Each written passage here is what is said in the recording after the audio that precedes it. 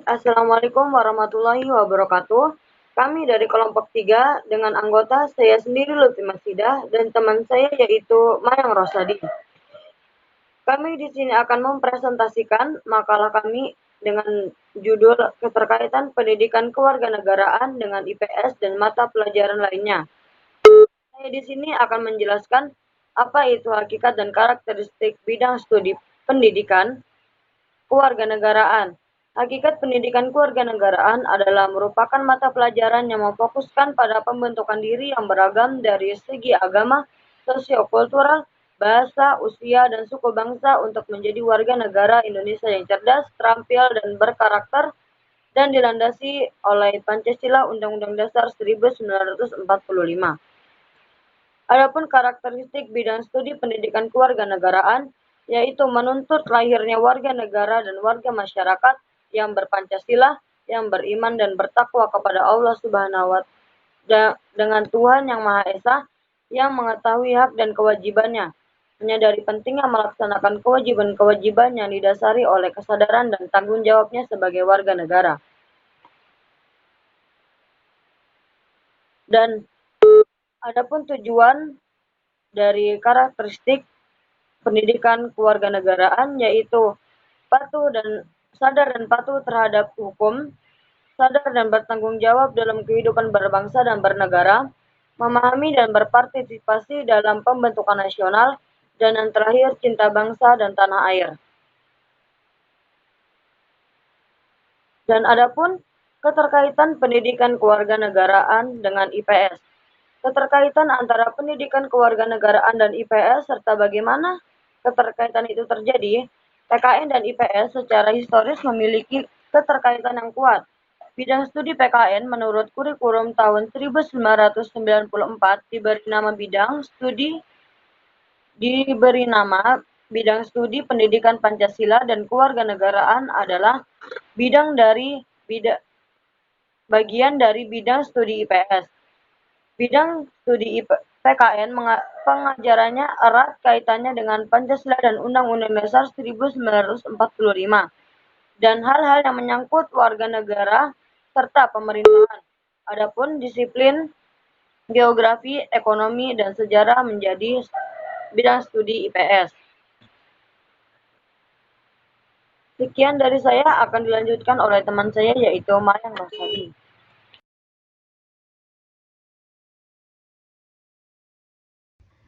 Baik, saya akan melanjutkan konsep pembelajaran terpadu. Konsep pembelajaran terpadu dikenal dalam bentuk sederhana pada kurikulum 1968 disebut dengan pendekatan korelasi. Pendekatan korelasi yaitu menghubungkan dua atau lebih mata pelajaran saat menjelaskan suatu mata pelajaran. Tujuan dari pendekatan ini tidak lain hanya adalah agar pengajaran yang disampaikan dapat lebih menarik bagi siswa. Kemudian ada beberapa karakteristik dari pembelajaran terpadu. Yang pertama, berpusat pada anak. Yang kedua, memberikan pengalaman langsung kepada anak. Yang ketiga, pemisahan antara bidang studi tidak begitu jelas. Yang keempat, menyajikan konsep dari berbagai bidang studi dalam suatu pembelajaran. Nah, ada beberapa kelebihan juga dari pembelajaran terpadu ini. Yang pertama, pengalaman dan kegiatan belajar anak akan selalu relevan dengan tingkat perkembangan anak.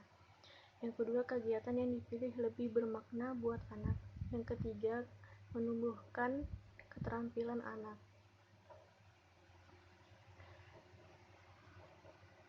Ada beberapa hal yang menjadi dasar pertimbangan pembelajaran terpadu. Yang pertama, karakteristik anak SD.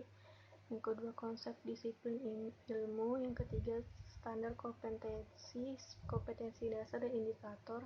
Yang keempat, lingkungan belajar anak. Selanjutnya ada hubungan bidang studi pendidikan kewarganegaraan dengan mata pelajaran lainnya. Dalam pendidikan kewarganegaraan terdapat beberapa ilmu yang hubungannya sangat dekat maupun sangat jauh. Nah, hubungan yang paling dekatnya yaitu yang pertama, pendidikan agama. Pendidikan kewarganegaraan dengan pendidikan agama sangat dekat dan erat karena dalam studi pendidikan kewarganegaraan banyak membahas tentang hal-hal yang berkaitan dengan ketuhanan, di mana studi tentang ketuhanan itu masuk dalam ilmu agama. Yang kedua, ilmu sejarah. Dalam hal ini, Pendidikan kewarganegaraan membahas mengenai kewarganegaraan yang mana menyangkut dengan negara dan munculnya suatu negara berhubungan dengan sejarah. Yang ketiga, ilmu politik. Dalam kasus ini, ilmu politik mempunyai hubungan dengan pendidikan kewarganegaraan yang mana politik dengan kekuasaannya memimpin suatu organisasi yang bernama negara dan warga. Yang keempat, ilmu hukum. Dalam pendidikan kewarganegaraan mempelajari sebuah negara dan negara juga pasti terbentuk dengan bermodalkan aturan-aturan yang terbentuk hukum sebagai landasan negaranya. Yang kelima, ilmu sosiologi. Dalam hal ini, sosiologi mempelajari hubungan antar masyarakat satu dengan yang lain dari masyarakat sebagai komponen negara atau sebagai warga negara. Selanjutnya, hubungan jauh. Yang pertama, ekonomi. Di dalam pendidikan kewarganegaraan juga mempelajari mengenai warga negara masyarakat yang mana tentunya masyarakat tersebut terkait dengan faktor ekonomi dalam menjalankan kehidupan sehari-hari. Yang kedua, psikologi. Di dalam pendidikan kewarganegaraan, masyarakat atau warga negara merupakan objek kajian pendidikan kewarganegaraan yang mana psikologis juga mempelajari tingkah laku maupun mental warga negara atau masyarakat terhadap kehidupan berbangsa dan negara. Selanjutnya, yang terakhir, bahasa Indonesia. Pendidikan kewarganegaraan dan bahasa Indonesia mempunyai keidentikan yang sama, yaitu mempelajari ilmu yang berhubungan dengan negara Indonesia.